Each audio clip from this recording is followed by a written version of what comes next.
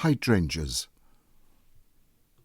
They had chosen the bench beneath the yew tree with a deliberateness that suggested long habit rather than coincidence.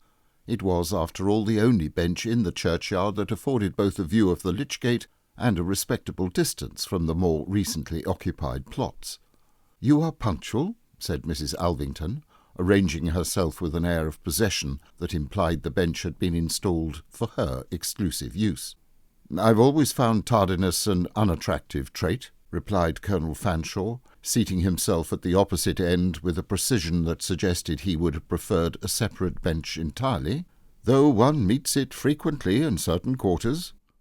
Mrs. Alvington inclined her head a fraction.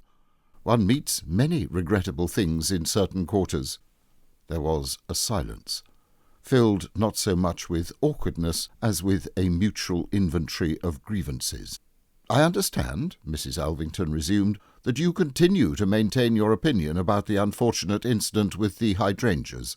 "I do not maintain it," said the Colonel. "I merely decline to revise it in the face of insufficient evidence."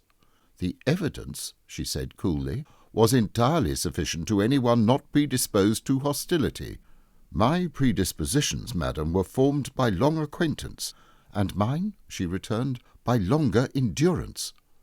A rook flapped heavily across the grey sky, as if to underline the conversational tone. "It has often struck me," said the Colonel, "that your capacity for endurance was rivalled only by your aptitude for interference." "Interference," she echoed, "is so often the name given by the incompetent to the corrective efforts of the capable." "I cannot recall," he said, "having solicited your corrective efforts. Nor, I imagine, did the hydrangeas." They regarded one another with the bleak satisfaction of adversaries whose arguments had been rehearsed into permanence. "Still," Mrs. Alvington continued, "one must admit that time has softened certain aspects of our disagreement."